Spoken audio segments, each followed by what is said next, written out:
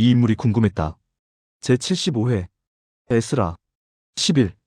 에스라가 왜곡하여 만든 죄인과 은혜의 의미. 이전 두 편의 영상을 통해 에스라의 기도를 이해하는 방식과 에스라가 기도하는 배경에 대해 살펴보았습니다.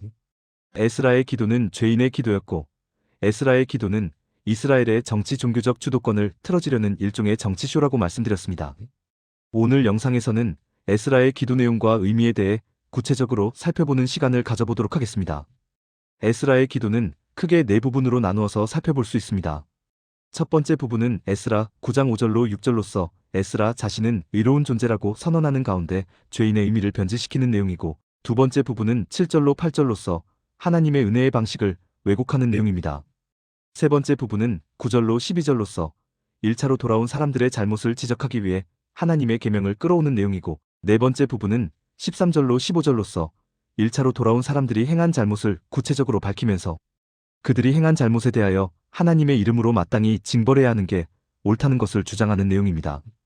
이렇게 네 부분으로 이루어진 에스라의 기도를 요약해드리자면, 하나님 앞에 의롭고 떳떳한 나 에스라가 보건대 1차로 돌아온 사람들이 이방인과 무분별한 혼인관계를 맺은 것은 하나님의 계명을 어긴 것이 너무나 확실하므로, 잘하면 은혜를 주시고 잘못하면 징계를 주시는 하나님의 방식에 따라 그들을 하나님의 이름으로 징계하는 것이 마땅하며 그것이 곧 하나님의 공의를 이루는 길이다 라고 선언하는 내용의 기도입니다. 얼핏 보면 그럴듯해 보입니다. 얼핏 보면 맞는 말처럼 들리고 얼핏 보면 당연한 말처럼 여겨집니다. 그러나 에스라의 기도는 왜곡의 극치가 아닐 수 없습니다. 앞으로 에스라 자신이 행할 일의 모든 근거로 하나님을 왜곡해서 끌어들이는 것에 불과하고 결국은 자신의 유익과 이익을 위해 하나님을 팔아먹는 것과 다를 게 없습니다. 즉, 이 기도는 이스라엘 백성에게 엄청난 불행과 엄청난 재앙의 출발점이 되는 그릇된 기도라는 것입니다. 지금부터 차근차근 그 이유를 살펴보도록 하겠습니다. 우선 주목해서 보아야 하는 표현이 5절, 내가 근심 중에 일어나서라는 표현과 6절, 내가 부끄럽고 낯이 뜨거워서라는 표현입니다. 먼저 여쭈어 보겠습니다.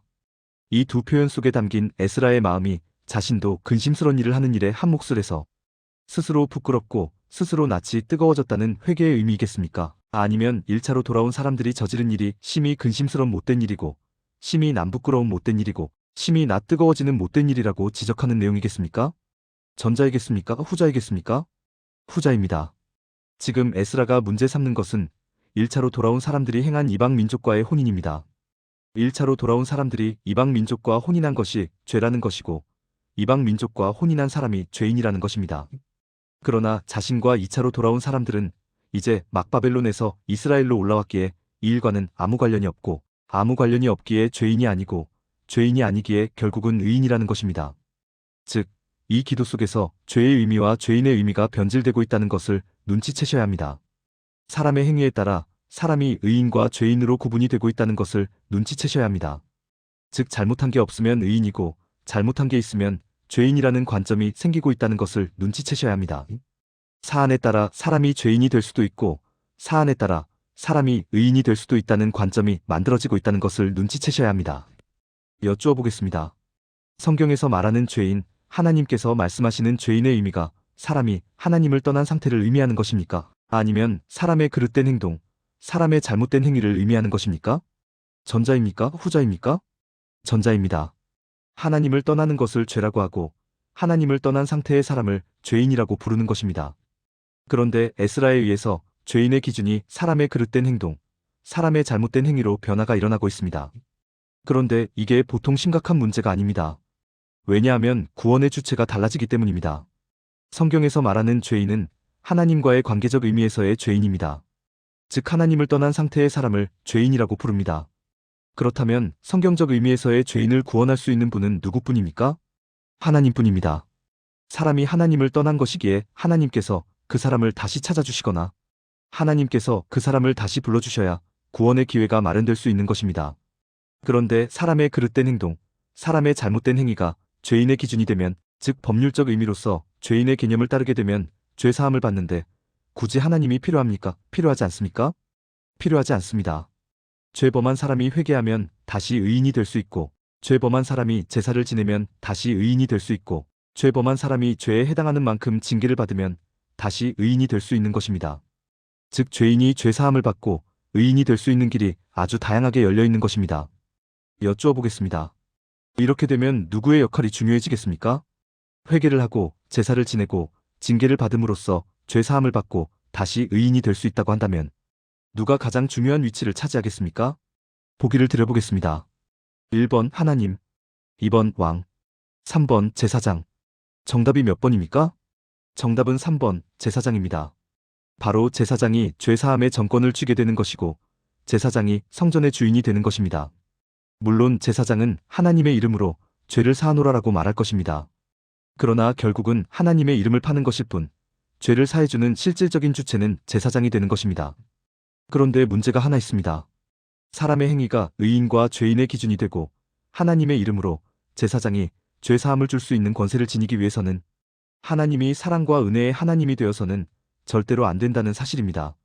사랑과 은혜의 하나님은 모든 사람을 품으시고 모든 사람을 감싸 안아주시는 참 좋은 하나님이실 터인데 그렇게 되면 하나님을 이용해 먹을 수가 없습니다. 즉 에스라 자신이 하고자 하는 일과 충돌이 일어나게 됩니다. 충돌이 일어나지 않으려면 하나님은 어떤 하나님이어야 하겠습니까?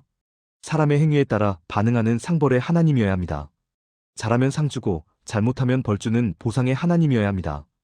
때로는 좋기도 하지만 때로는 한없이 무서운 하나님이어야 하고 때로는 엄청나게 두려운 하나님이어야 합니다. 그래야 하나님을 이용할 수 있습니다.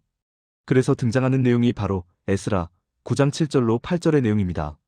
우선 7절, 우리 조상들의 때로부터 오늘까지 우리의 죄가 심하매 우리의 죄악으로 말미암아 우리와 우리 왕들과 우리 제사장들을 여러 나라 왕들의 손에 넘기사 칼에 죽으며 사로잡히며 노략을 당하며 얼굴을 부끄럽게 하심이 오늘날과 같으니이다. 라고 에스라가 기도합니다. 여쭈어 보겠습니다. 이스라엘이 패망했습니다.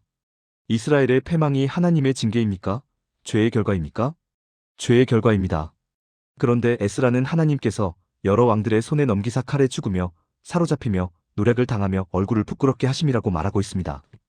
즉 자신들의 조상들이 당한 일이 죄의 결과가 아니라 조상들의 잘못에 대하여 하나님께서 저주하시고 하나님께서 징계하신 것이라고 몰아갑니다. 하나님을 무시무시한 하나님으로 묘사합니다. 하나님을 두려운 하나님, 공포의 하나님으로 묘사합니다. 즉 자신의 목적을 이루기 위해 자신의 입맛에 맞는 하나님으로 하나님을 왜곡하는 것입니다. 그런데 무조건 무시무시한 하나님으로만 묘사하면 안 됩니다. 언제나 공포의 하나님으로만 묘사하면 안 됩니다. 때로는 사랑의 하나님, 때로는 은혜의 하나님, 때로는 용서의 하나님, 때로는 우아한 하나님이 되어야 합니다. 그래야 하나님을 이용할 수 있기 때문입니다. 그래서 등장하는 내용이 8절, 이제 우리 하나님 여호와께서 우리에게 잠시 동안 은혜를 베푸사 얼마를 남겨두어 피하게 하신 우리를 그 거룩한 처소에 박힌 못과 같게 하시고 우리 하나님이 우리 눈을 밝히사 우리가 종노릇하는 중에서 조금 소생하게 하셨나이다. 라는 내용의 기도입니다. 이 내용 속에서 에스라가 얼마나 치밀하게 기도를 구성하고 있는지를 알 수 있습니다. 에스라가 얼마나 주도면밀하게 기도를 이용하고 있는지를 알 수 있습니다. 또 에스라가 얼마나 간사하고 교활한 죄인의 모습을 갖추고 있는 사람인지를 알 수 있습니다. 그것을 알 수 있는 대표적인 표현이 잠시 동안 은혜를 베푸사라는 표현과 조금 소생하게 하셨나이다. 라는 표현입니다. 잠시 동안 은혜를 베푸사라는 표현과 조금 소생하게 하셨나이다. 라는 표현의 의미가 어떤 의미입니까? 하나님은 언제든지 변할 수 있다는 의미입니다. 잠시 동안 은혜를 베풀기도 하시지만 사람의 행위에 따라 언제든지 은혜를 거두어 가실 수도 있다는 말이고 조금 소생하게 하기도 하시지만 사람의 행위에 따라 완전히 죽일 수도 있다는 말입니다.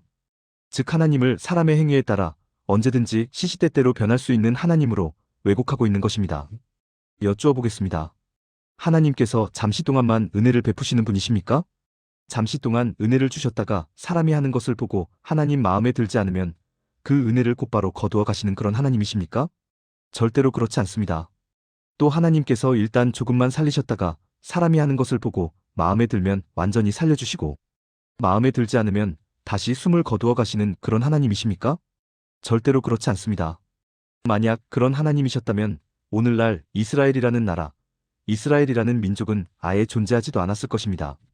출애굽도 하지 못한 채 애굽의 노예로 살다가 역사에서 사라졌을 것이고 설령 출애굽을 했다 하더라도 광야에서 다 굶어 죽어서 역사에서 흔적을 감추었을 것입니다.